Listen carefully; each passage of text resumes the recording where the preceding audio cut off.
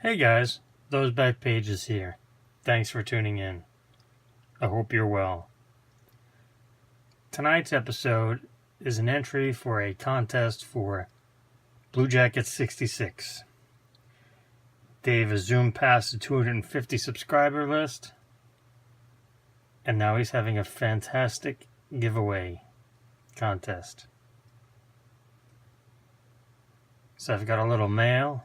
And while I show off, I just got one piece to show off, so while I show it off, I will talk about Dave's contest.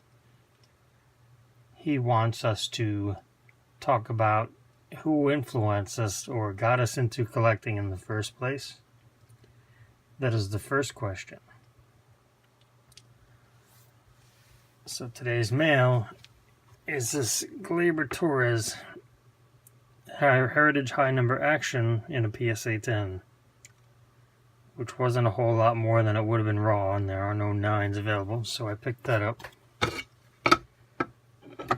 So that'll go well with Acuna, and of course Soto is not in it due to time constraints, so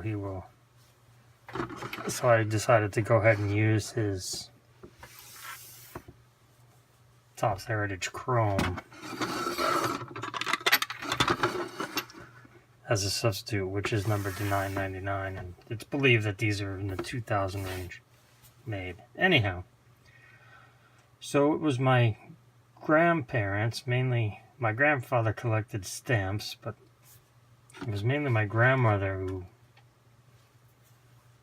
saw that I was interested in collecting. I grew up with my mother, and as a only child, I had a lot of time to myself, so I did a lot of playing by myself and entertaining myself. And I remember very vividly in 1980 as a 9-year-old taking my Topps cards, because there weren't any other cards, and removing all the Mets and then taking the rest and spreading them out in the hallway on the floor, and then running down the hallway and sliding on them to practice my sliding for Little League. So, I'm sure there were a few Rickies in there, but, I was 9 and it was 1980, so. But my grandmother saw that I was really interested in collecting, so she nurtured me and made it flourish and pretty much made it happen. And later in her life, she enjoyed, and this will sound, you'll get this if you collected back in the day. She actually enjoyed sorting. I'm not making that up. She enjoyed sorting. So I wasn't, I was a teenager. So I wasn't going to say, no, don't sort. Hey, by all means, go ahead and sort some more.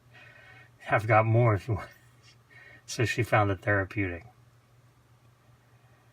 So she was a big influence in my life, and that stretched to collecting as well. So that was just a little story right there. So the other question that Dave would like us to answer is, what else do we collect? So I thought about it, and I've got some collecting family members that are recently back to the hobby after a long time off. Some of you never left, some of you are in between. I personally, I did take a break from late 98-ish to really 2005, when I really went full bore back, head first back into the pool. But anyway, what I wanted to say on this topic is that either you did, you have. No, that's not it. Oh, I had something fancy and I didn't write it down. Anyway, as far as collecting other stuff goes, and, I believe you're born a collector. There's no teaching someone to be a collector. Either you are or you aren't. You cannot teach someone to be a collector, no matter what it is. Cards, bottle caps, magazines, doesn't matter. Basically, you can say, no, I'm not going to collect anything else, but you are. You know, I've had friends that sell out everything and then not necessarily come back, but it's something else. Anyway. So my other main, what I collect other than cards, are comic books. I'm sure some of you have seen my other videos and I've described, you know, collecting comics and such. So let's just move these guys out of the way.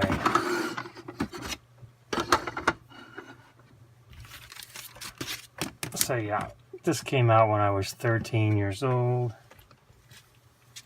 So did this. And I think I was, probably about the same age. Maybe just turning. No, I was still 84, so. But anyway, so if you look at these comics, I mean, I was, the other day, might have been yesterday, I literally spent 5 minutes looking at this cover. Just looking at it. It's just a fantastic cover. And, you know, back when these were 75 cents, well, all things are relative. We had a lot less money back then, but it's just the comics are it's just they're really a piece of art. You know, even today's comics are like $4 now. It's a little more pricey, but still, it's a piece of art, and you enjoy it. And sometimes it becomes collectible. And then I would say about a year or so ago, no, it's probably more than that now, a year and a half, I did catch the silver bug for a while. So I picked up some precious metals. At the end of the day, they're always precious metals. It's funny, this is a 2017 Silver Eagle, and it is spotting. For those of you that collect coins, know what I'm talking about. It's spotted. I took this out. I hadn't looked at it in a long time. It's like, yeah, there's the milk spots. So it's spotting. But it is graded by PCGS, which is the coin branch of... Oh, and it's all over here too. Fantastic. Sarcastic. Which is the... PCGS is the mother company of PSA. It's the larger of the two. And anywho, rambling on here, but so yeah, you know, at the end of the day, this is 1 ounce of pure silver, 9.99% fine silver. So at the end of the day, you can melt that down and it's silver. So anyhow, there's no need to go over all that, but so I just wanted to do that little quick entry for Dave's contest. And Dave's an amazing collector. I mean, you want to learn stuff. Oof. Do yourself a favor and spend time on his channel. He's top-notch collector, high grade, high end, everything. He's got comics. He's got tons of cards you've never seen before, food issues, regional beverage, and the like. And of course he's got regular cards too, you know, 48 Leafs and Manals and etc. But anyway, go give him a follow and enter his contest. You know, show him some love. He's an amazing collector. All right, so I'll wrap that up here. As always, you matter. Always learning, keep learning, and keep collecting.